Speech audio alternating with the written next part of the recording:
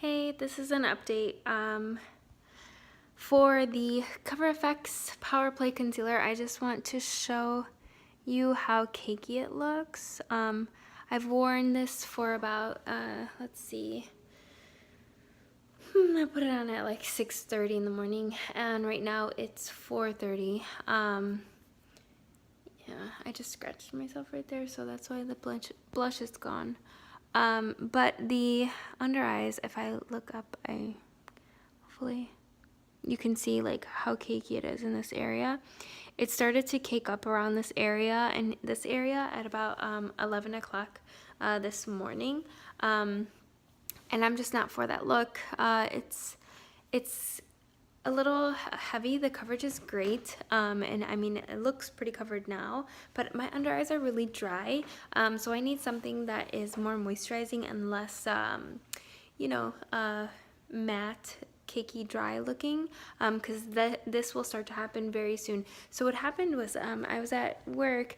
I had put a primer underneath. I put the Fenty Primer on, and I've done that in the past and it didn't get like this cakey in the past, but I looked in the mirror after washing my hands at one point, and all this area was starting to flake off. And I think it may have been just a mixture of the concealer and the primer. But this concealer, I've been using it for like 2 weeks now, and every single day I just notice how cakey and heavy it looks, and I don't like it. I'm not a fan of the Shape Tape, Tarte Shape Tape. Not a fan of the Estee Lauder Double Wear Concealer, or I like the Lancome Maki Complet because it's more moisturizing, but the other one, I think it's the Lancome Tainty Doll, not the like foundation, but the concealer that comes in the squeezy tube. That's also pretty dry on my under eyes. What else? I don't know. I mean, it looks okay in the camera right here, especially with the natural light coming through.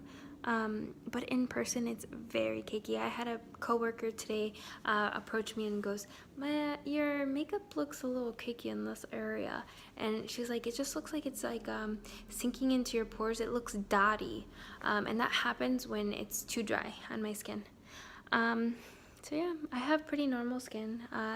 If you have oily skin, you might like this. But yeah, I don't like this anymore.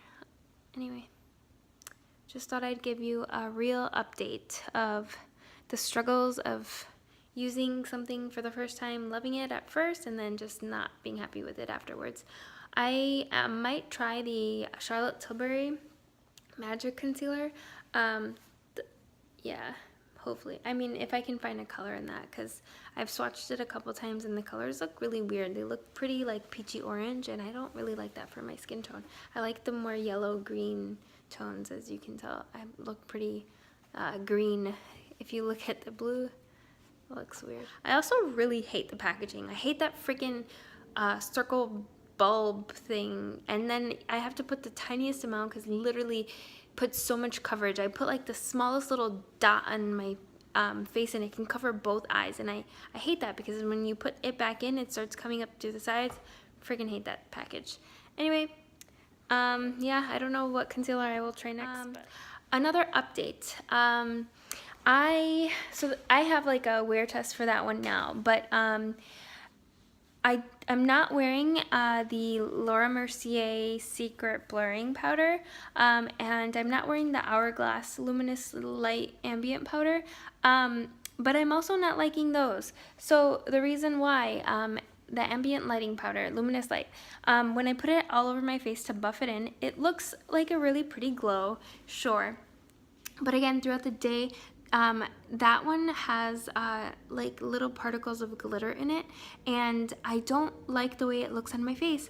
I start noticing like little chunks of glitter in my pores, and it looks like my pores are larger than normal, and normally I don't really have too many problems with pores, but with that powder, it just like for a few days I was just like, holy moly, I look like I have blackheads everywhere because the glitter kind of turns like a dark color. I don't know if you understand what I'm trying to say, but sometimes glitters can have like this like shadow with the like their with the particle, whatever, and I find that I see the shadow in my pores, and maybe I'm just being super picky, but I mean, that's an expensive powder, and I'm sure everybody has something to replace it.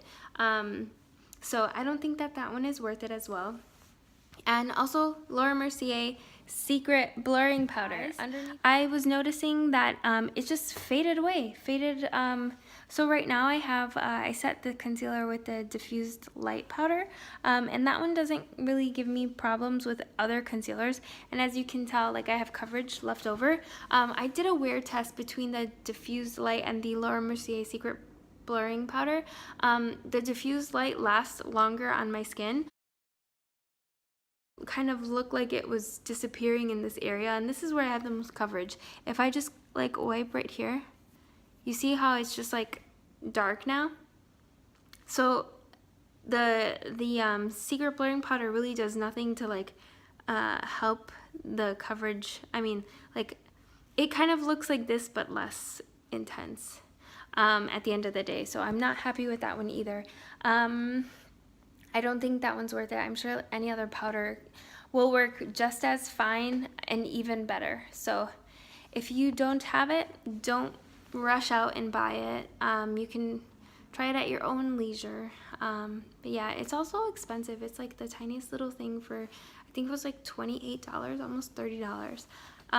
So yeah, I think there are better options out in the market right now. So honestly, that haul that I did, waste of money. Yeah, so might return those things, so we'll see. Just wanted to give you a real honest update. I know it sucks when you first use something, you're so excited, you love it, but the more you use it, the more you like try different things. My makeup looked a lot less cakey before I bought all that makeup, so I'm going to go back to what I was using before, go back to baseline, and then introduce things one by one if I want. So yeah, that's my update. Sorry for all the confusion, but hopefully that clears it up. Bye.